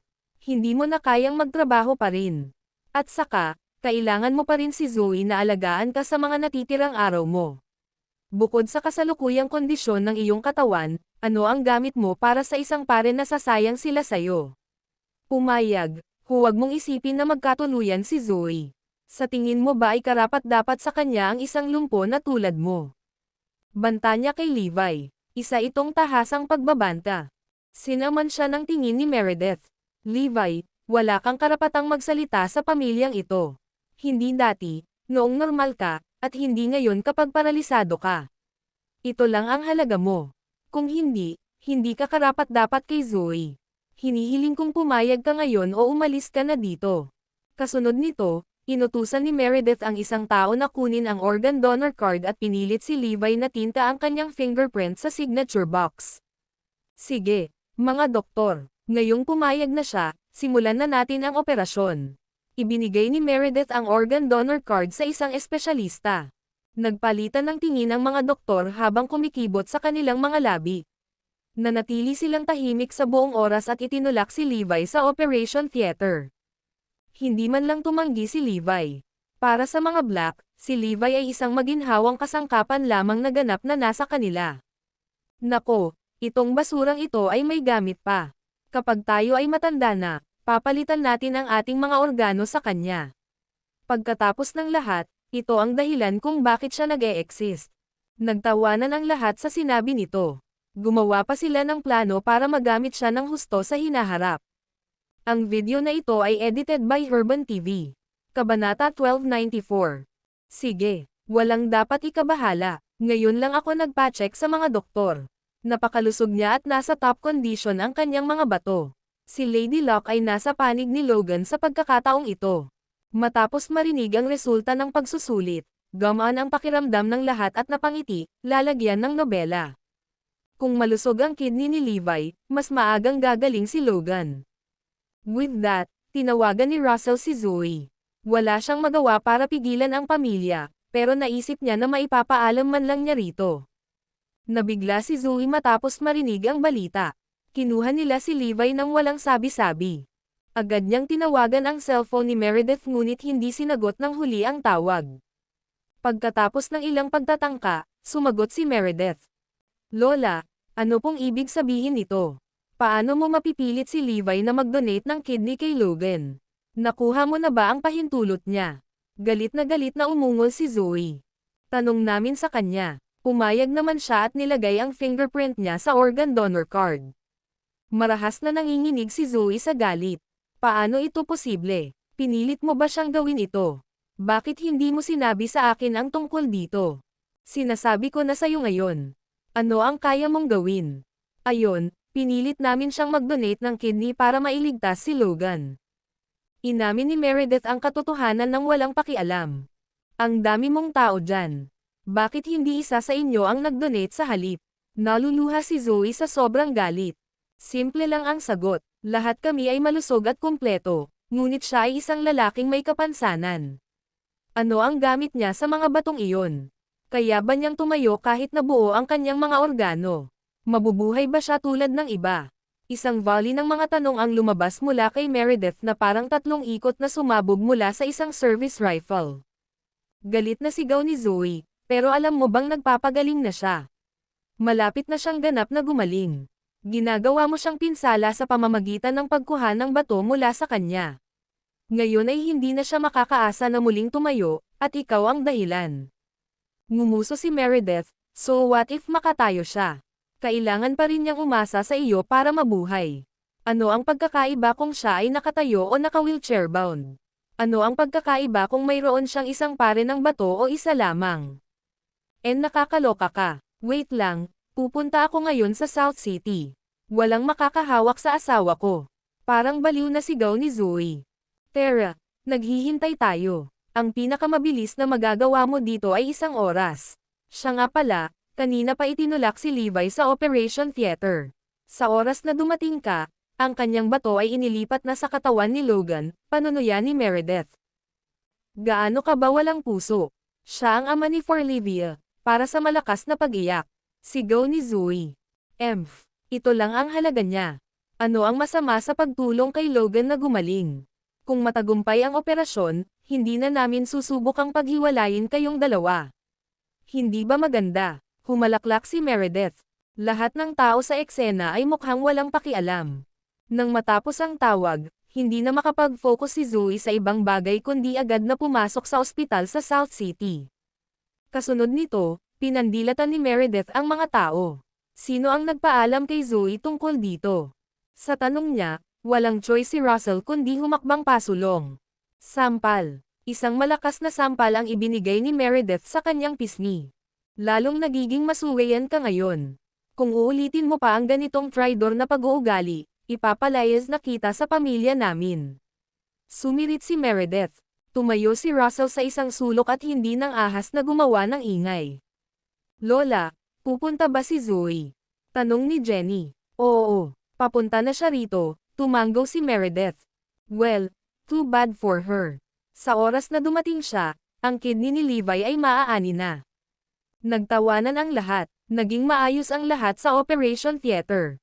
Ito ang mga palatandaan na ang mga bagay ay nagpapatuloy. Ang video na ito ay edited by Herban TV.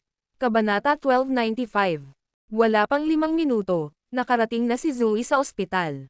Nakarating siya ng napakabilis dahil halos lahat ng pulang ilaw ay nabugbog niya sa daan patungo sa ospital. Ikaw ay huli. Ang operasyon ay tumagal ng 1 oras.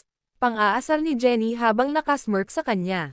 Napakalupit ninyong lahat. Bakit hindi ka pumunta at ibigay ang iyong mga organo kung gayon?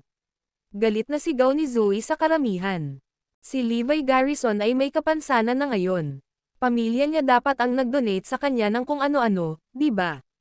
Tsaka isa lang sa kidney niya ang inaalis. Hindi naman big deal dahil may natitira pa siyang 1 kidney. Hindi pinansin ng lahat ng naruroon si Zoe, na galit at akmang magpapabalastek.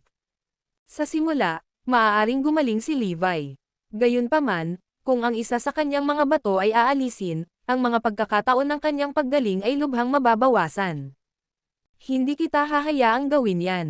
Pipigilan ko sila, sigaw ni Zoe. With that, tumakbo siya papunta sa operating theater. Gayunpaman, hinaranggan siya ng lahat ng naroon. Habang nagpapatuloy ang operasyon, nawala na lamang ng pag-asa si Zoe. Pagkalipas ng ilang oras, pinatay ang emergency light ng operating theater, ibig sabihin ay matagumpay ang operasyon. Hindi nagtagal ay inilabas si Logan at inilipat sa intensive care unit. Paano nangyari, Doktor? Agad na nagsiksikan ang lahat sa doktor. Ito ay isang tagumpay, bulalas ni Dr. Chase na may matingkad na ngiti. Nakakamangha, napakaganda, malakas na naghiyawan ang lahat at ngumisi sa isa't isa. Walang nag-aalala tungkol kay Levi. Agad na pumasok si Zoe sa operating theater. Nang makita niya si Levi na nakaupo sa wheelchair, nag-relax siya at nagpakawala ng hangin. Agad niya itong niyakap at nagsimulang umiyak. Huwag kang umiyak, ayos lang ako, wala kang dapat ipag-alala, pag-alo nito sa kanya habang tinatapik ang ulo nito. Talagang naniniwala siya na naibigay nito ang isa sa kanyang mga bato at patuloy na umiiyak ng walang tigil. Sa totoo lang, walang nang ahas na tanggalin ang kidney ni Levi. Ang paggawa nito ay katumbas ng panliligaw sa kamatayan. Paano naging posible ang pagbawi ni Logan? Maaaring may isang dahilan lamang, ibinigay ni Levi kay Logan ang gamot na ipinasa sa kanya ni Windsor Campbell. Ito ay isang eksperimento upang masuri ang bisa ng at kung ito ay talagang isang pilak na bala. Ang sagot ay malinaw. Ito ay isang mahiwagang gamot. Bagamat malubhang may kapansanan ang bato ni Logan, gumaling naman siya pagkatapos uminom ng gamot. Siya ay nagkaroon ng napakahimala na paggaling kaya hindi na kailangan ang operasyon ng kidney transplant. Nagulat si Levi. Kung ang gamot na ito ay ginawa sa maraming dami, tiyak na makakaligtas ito ng maraming buhay. Isipin kung gaano ito kapaki-pakinabang para sa mga mandirigma ng Erudia. Ang apat na mahusay na pamilya, mukhang darating ako para hanapin ka maya-maya. Ayos ka lang ba talaga? May nararamdaman ka bang sakit o panghihina? Tanong ni Zoe habang pinagmamasdan ang bawat parte ng katawan ni Levi. Mukhang nag-donate si Levi ng isa sa kanyang mga kidney dahil gumamit ng West Skylord ng makeup para bigyan si Levi ng mapatla at masakit na imahe para, itugma, ang hitsura ni Levi sa wheelchair. Umiling si Levi at sumagot, ayos lang ako. Actually. Sa pagkakataong iyon, nakarinig sila ng mga yabag na papalapit. Pumasok si Meredith at isang grupo ng mga tao sa silid. Naisip ni Zoe na nandito sila para magpasalamat kay Levi. Sa halip, ngumiti si Robert at sinabi ko sa iyo na ang pag-donate ng isang bato ay isang maliit na bagay. Eksakto, mukha siyang maayos at may natitira pa siyang isang kidney. Tama ka, siya ay may kapansanan na, kaya hindi mahalaga kung siya ay may isang bato. Pwede naman siyang mag-freeload pa rin. Pasiga na sambit ng lahat. Nagkasundo silang lahat na ibigay ni Levi ang kanyang bato. Galit na galit si Zoe. She bellowed, nag-donate ang asawa ko ng isa niyang kidney. Sa halip na magpasalamat sa kanya, lahat kayo ay sinusubukang ipahiya siya. May konsensya ka pa ba? Ang video na ito ay edited by Herban TV.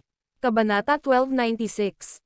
Ang lahat ay nasa ilalim ng impresyon na si Levi ay nag-donate ng isang bato kay Logan. Maging si Zoe ay naisip din.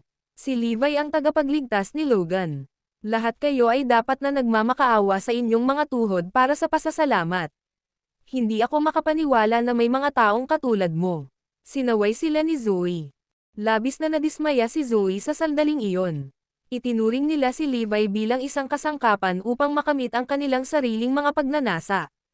Bakit kailangan natin siyang pasalamatan? Ganun pa rin dapat ang ginawa niya. Dapat sa halip ay magpasalamat siya sa amin dahil tinanggap namin siya kahit na may kapansanan siya. Ginawa lang niya ang dapat niyang gawin. Hindi niya siguro akalain na maaari siyang maging freeloader dito. Sino siya sa tingin niya? Kuwit, gaya ng inaasahan, ang pamilyang itim ay nagpahayag ng parehong damdamin. Naniniwala silang lahat na obligado si Levi na isakripisyo ang sarili para sa kanilang pamilya. Dapat siyang ipagmalaki na may pagkakataon siyang iligtas si Logan. Ang iba ay walang pagkakataon na gawin ito, pahayag ni Jenny.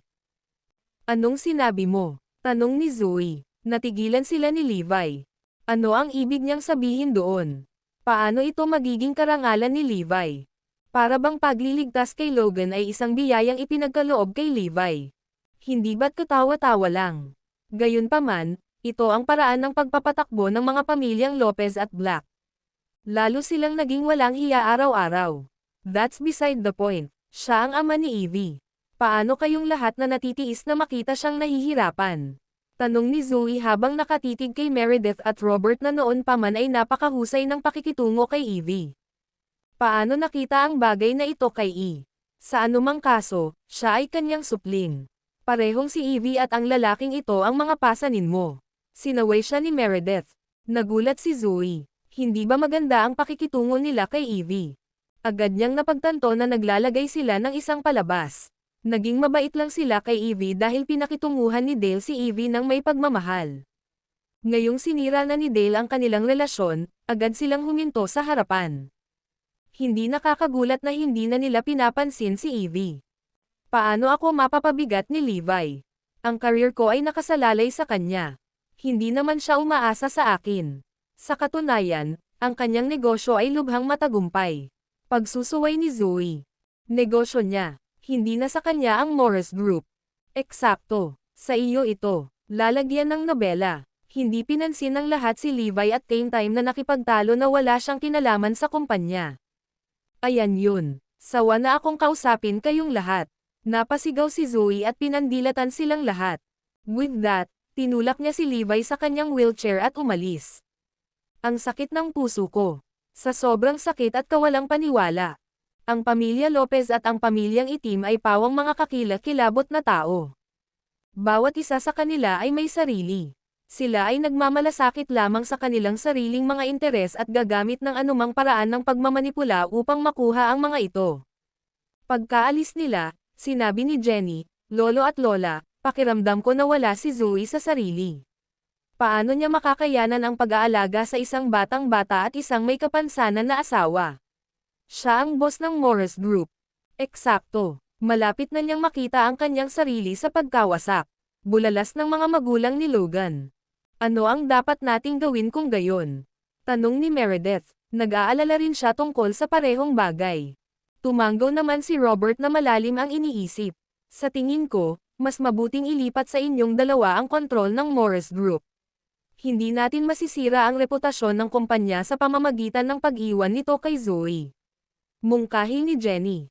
Eksakto. Mahirap para kay Zoe na kontrolin ang ganoong kalaking organisasyon, lalo na kung marami siya sa kanyang plato. Tama ka. Mas mabuti kung ang kumpanya ay kontrolado ng isang pamilya, kaysa sa isang solong tao. Ang video na ito ay edited by Herban TV. Kabanata 1297. Kaagad, nagsimulang gumawa ng plano ng mga itim na kunin ang kumpanya ni Zoe. Hindi sila naglakas loob na gawin ito noon dahil si Zoe ay protektado ni Dale. Gayunpaman, nagbago ang mga panahon. Sige, mag-isip tayo ng paraan para kunin ang Morris Group.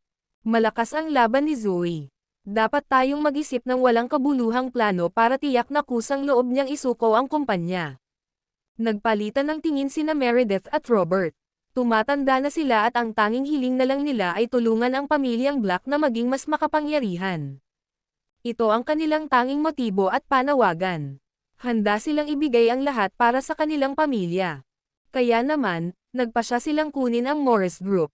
Lolo at Lola, ano sa tingin ninyo ang planong ito? Kaya natin. Dinala ni Jenny ang dalawa sa isang sulok at nagsimulang bamulong sa kanila. Hindi mo ba naisip na tayo ay tumatawid sa linya dito? Tanong ni Robert. Agad na sumagot si Meredith, wala akong nakikitang isyu tungkol doon. Gawin natin ito pagkatapos. Oo, dapat nating gawin ang lahat para makamit ang ating layunin. Tumanggaw si Jenny at bamulong bilang pagsang-ayon. Ngunit sa palagay ko dapat muna tayong mag-usap. Hindi sumang-ayon si Robert. Hindi. Ito ay pangwakas. Dapat nating isagawa ito habang may sakit si Levi. Ito ang pinakamagandang pagkakataon na makukuha natin. Eksakto. Dati napakatalino ni Levi pero wala na siya ngayon. Kung hindi tayo mag-strike ngayon, wala na tayong natitirang pagkakataon, Jenny chimed in. Ito na ang huling plano. Matigas ang boses ni Meredith. Dapat ipaalam man lang natin sa pamilya Lopez, mungkahi ni Robert, lalagyan ng nobela. Sumang-ayon si Meredith. Tama ka. Maaaring mahihirapan tayong gawin ito ng mag-isa. Mas magandang makipagtambol sa pamilya Lopez. Hindi akalain ni Zoe na simula pa lang ito. Maliit na bagay lang ang pagnanakaw sa kidney ni Levi. Pagbalik nila sa Northampton, nakita si Zoe ng ilang caretakers na magbabantay kay Levi. Sa bagay, kakatanggal lang niya ng kidney. Sa sandaling iyon, ang pamilyang Garrison ay papunta na sa Northampton. Sa katunayan, personal na dumating si Tyrone Garrison. Nais niyang tiyakin na si Levi ay papatayin. Ano? Isang kidney ang tinanggal ni Levi? Tanong ni Tyrone. Agad siyang natawa nang marinig ang balita. Talagang basura siya. I can't wait to visit him, Tyrone stated as he let out a cold laugh. Hindi nagtagal, ang Garrison clan mula sa Auckland City ay nakarating sa Northampton. Agad silang sumugod sa bahay ni Levi. Sa sandaling iyon, si Zoe ay abala sa ibang bagay at si Emma Jones ay naggrocery. Si Levi at ang mga bata lamang ang naiwan sa asyenda habang pinaalis ni Levi ang mga tagapag-alaga. Biglang pumasok si Tyrone at ang kanyang barkada sa mansyon ni Levi at humarap sa kanya. Levi Garrison. Dumating na rin ang araw. Panunuya ni Tyrone habang malamig na ngumiti sa kanya. Napabuntong hininga si Levi, bakit ikaw na naman? Nakakainis kayo. Magwala ka. Hindi naman ikaw ang hinihintay ko eh. Sa katunayan, hinihintay ni Levi ang mga kaaway na nagtatago sa dilim, hindi isang walang katulad ni Tyrone. Ha? Gulat na tanong ni Tyrone. Bakit sinasabi ito ni Levi? Higit sa lahat, si Levi ay mukhang kalmado at nakolekta. Ito ay hindi katulad ng kung paano kumilos ang isang nasugatan. Paano siya nagagawang magbigay ng ganoon kalakas na vibe? Ikaw din ang may pananagutan sa pananakit sa asawa at nanay ko, di ba? Hindi kita hinanap but you guys decided to come and visit me instead. Isang mahinang ungol ang pinakawalan ni Levi. Hindi ako makapaniwala na naisipan mong maghayganti sa amin. Tingnan mo ngayon, ikaw ay isang paylay. Hindi mo kami tinatakot, sigaw ni Tyrone. Iyan lang ba ang mayroon ka? Sigaw ni Levi. Biglang isang malakas na pagsabog ang narinig at maraming tao ang lumitaw sa manor. Ang video na ito ay edited by Herban TV. Kabanata 1298. Nakasuot sila ng itim na baluti at nakasuot ng maskara na may parehong anghel at demonyo. Kinapapaluban nila ang katwiran at kasamaan. Sa katunayan, sila ang mga tagapagtanggol ni Erodia at naglalakad ng pambansang sandata. Mas asama rin sila dahil nakapatay sila ng milyon-milyong tao. Ha, ha, ha, kuwit. Ang kanilang mga sinaunang punyal ay kumikinang at mukhang nakamamatay. Kung sino man ang nahawakan ng punyal ay agad na mamamatay. Napapaligiran si Tyrone at ang kanyang barkada ng mga ganoong armas na nakatutok sa kanila. Ano? Nagtatakang bulas ni Levi habang nakatingin sa mga pamilyar na figures sa kanyang harapan.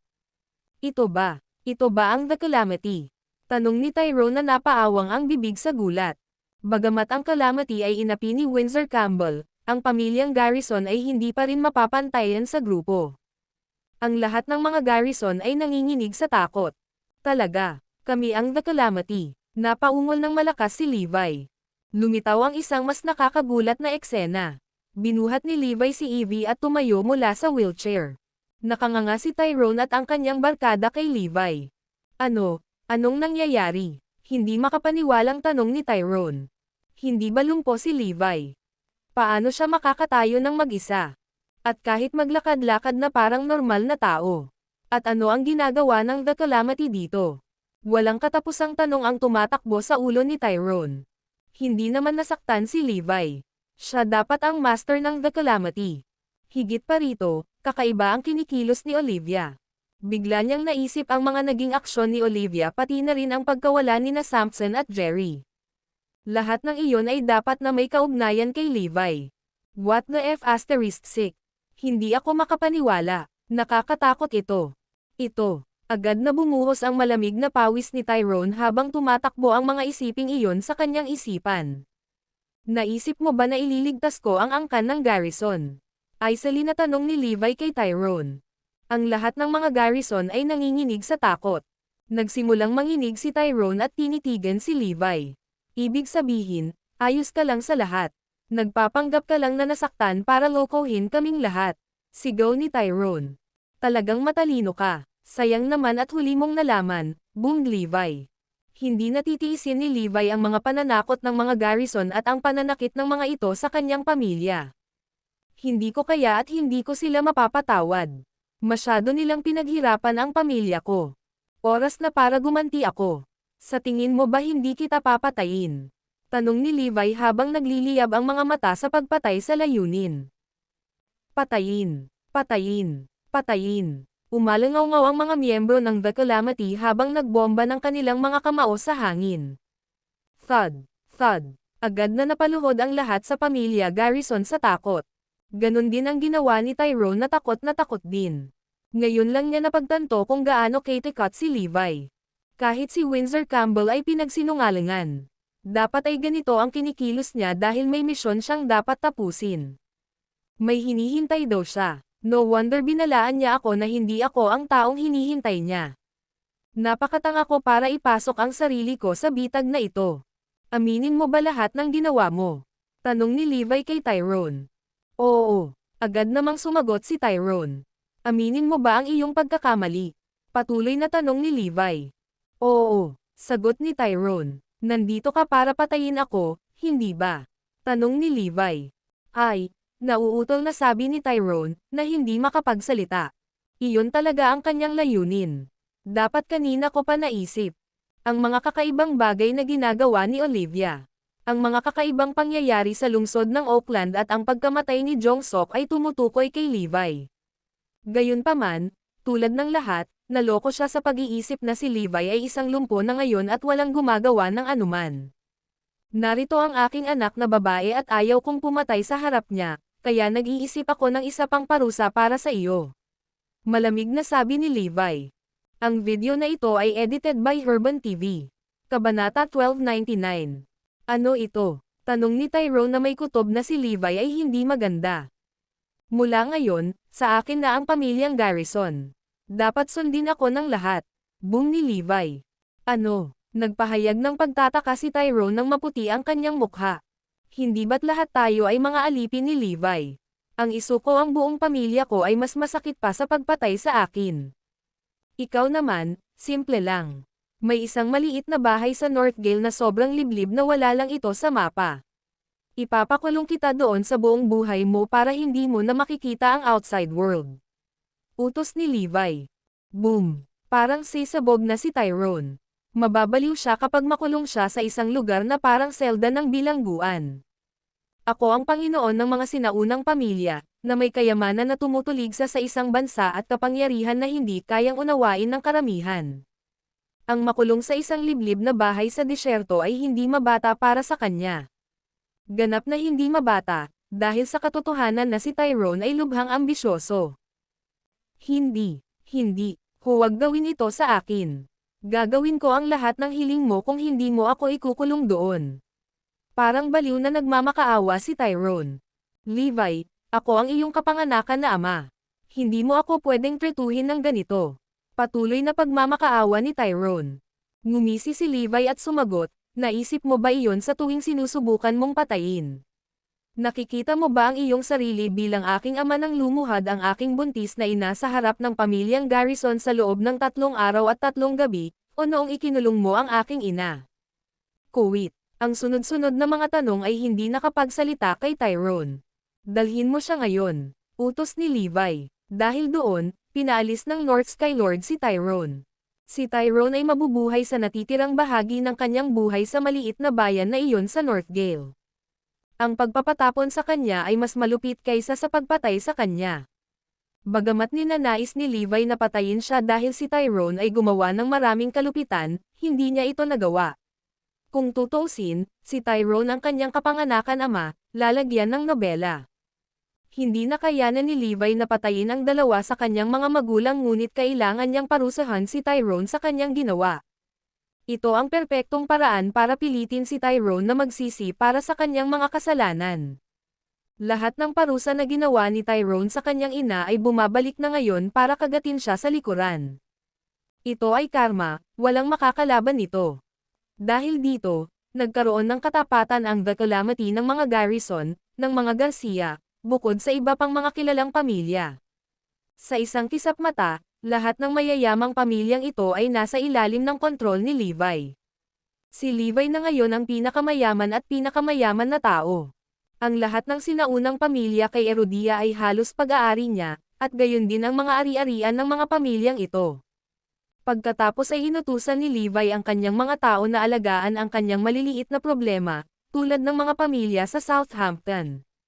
Pagkatapos ay inutusan niya ang natitira na suportahan si Osborne, ang Three Musketeers, ang angkan ng garrison sa Haven, at iba pa. Dahil lahat ng taong ito ay nagsakripisyo para sa kanya at para kay Herodia, hindi niya hahayaang magdusa ang kanilang mga inapo. Sa lahat ng ito, hinihintay ni Levi ang kanyang misyon pati na rin ang hitsura ng kanyang mga kaaway. Malapit na itong mangyari. Dapat nandito na sila anytime ngayon.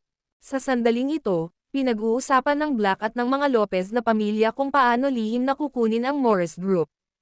Matapos sabihin ni Meredith kay Harry ang mga plano ni Jenny, pumalakpak ang matanda sa tuwa. Iyan ay mahusay. Itutuloy namin ang iyong kahilingan. Nagawa ko na ang mga organisasyong arrangement. Sabi ni Harry. Ang tanging bagay na kailangan nating gawin ay hintayin si Zoe na gumawa ng unang hakbang. Tuwang-tuwang komento ni Meredith. Robert lamented, sana hindi kami sisihin ni Zoe. Gusto lang naming palakasin ang aming imperyo.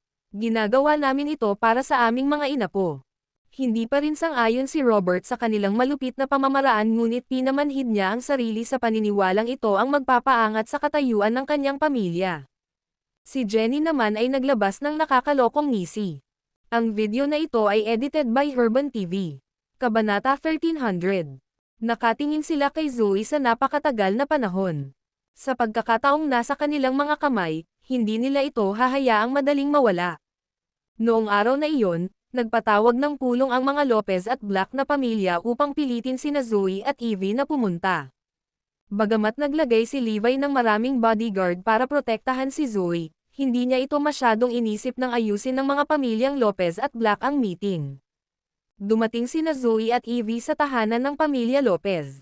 Biglang napalibutan sila ng kumpol ng mga tao. Bawat isa sa kanila ay mukhang mabangis at nakakatakot na para bang si Zoe ay nasa ilalim ng pagsubok. Naramdaman agad ni Zoe na may mali. Hindi nagtagal, dumating sina Harry at Meredith kasama ang ilan pang iba. Kabilang sa kanila ang lolo at magulang ni Logan. Pagkatapos ay dumating ang aktwal na layunin ng pagtitipon na ito. Dapat nating pasalamatan si Zoe para sa pagpupulong na ito. Kung hindi dahil sa kanya, ang aming tatlong pamilya ay bihirang magkaroon ng pagkakataong magkita ng magiliw. Komento ni Meredith na may ngiti sa labi. Gayunpaman, agad niyang inilipat ang paksa at sinabing, dahil lahat tayo ay isang malaking pamilya, dapat tayong magkaisa. Napagkasunduan namin na ang pamilya Lopez, ang pamilya Zacks, at ang pamilyang itim ay bubuo sa amin. Koneksyon at koneksyon ng magkasama. Gayun din, kaming mga nakatatanda sa kani-kanilang pamilya ang mamamahala sa pagtutulungang ito. Oo, sinusuportahan namin ang iyong plano. Echoed ang mga nakababatang henerasyon ng tatlong pamilya. Ito ang magpapatibay sa tatlong pamilya. Ito rin ang hiling ng senior generation. Sana sa hinaharap kapag may nagbanggit sa timog ng Herodia, isipin nila tayo. Ano sa tingin mo, Zoe? Nagtanong sila. Agad na napatingin sa kanya ang lahat.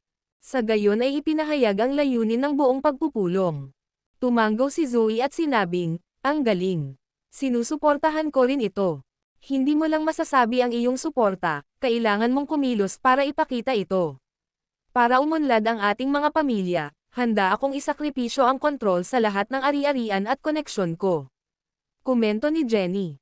Oo, handa din akong mag-ambag ng aking bahagi. Sabi ni Henry. Ako rin. Sambit ni Fabian. Kuwit. Nagpahayag din ng suporta si Bailey at iba pa. Si Zoe lang ang hindi pa nakasunod. Sa wakas ay naunawaan niya na ito ang kanilang panahon sa lahat ng panahon. Hindi ito tungkol sa pagkakaisa ng tatlong pamilya, ito ay tungkol sa pagkuha sa kanyang kontrol sa Morris Group. Nag-isip nga sila ng magagandang dahilan para itago ang kanilang balak. Lahat ay suportado ito. Sila ay walang hiya sa kaibuturan. Ang tanging taong nadismaya ay si Robert, na nadama na sila ay masyadong malupit kay Zoe. Zoe, ano sa tingin mo? Tanong ni Meredith. Agad namang napalingon ang lahat kay Zoe. Sang-ayon ako sa plano mo. Gagamitin ko ang sarili kong resources para suportahan ang pagsasama ng tatlong pamilya. Sagot ni Zoe. Kaagad, sumigaw si Robert, ang galing. Gagamitin namin ang mga ari-arian sa ilalim ng iyong pangalan. Anong maganda dyan? Komento ni Harry at Meredith. Ano ang ibig mong sabihin sa paggamit lamang ng mga asset sa ilalim ng pangalan ni Zoe? Lahat tayo ay nag-aambag ng ating mga negosyo, hindi patas na bigyan ng espesyal na pagtrato si Zoe. Nagtalo sila. Kung gusto ni Zoe na ipakita ang kanyang suporta, dapat niyang isuko ang lahat. Iyan ang ginagawa ng iba. Pabulaanan ni Meredith. Eksakto. Hindi namin maaaring baguhin ang mga patakaran para lamang sa kanya, maliban kung hindi niya nakikita ang kanyang sarili bilang bahagi ng aming pamilya. Napag-usapan ang iba. Tinignan ni Zoe ang kwarto at ngumiti. Kung gusto mong kontrolin ang Morris Group, sabihin mo lang sa akin ng direkta. Bakit ka nag-iikot? Tanong niya. Eksakto, yun ang gusto namin. Ang Morris Group ay nasa ilalim ng iyong pangalan at dapat mong talikuran ang kontrol upang matulungan ang unyon ng tatlong pamilya. Ang iba ay nag-echo. Paano kung ayaw kong gawin iyon? Tanong ni Zoe, lalagyan ng nobela. Alam na alam ni Zoe kung ano ang sinusubukan nilang gawin.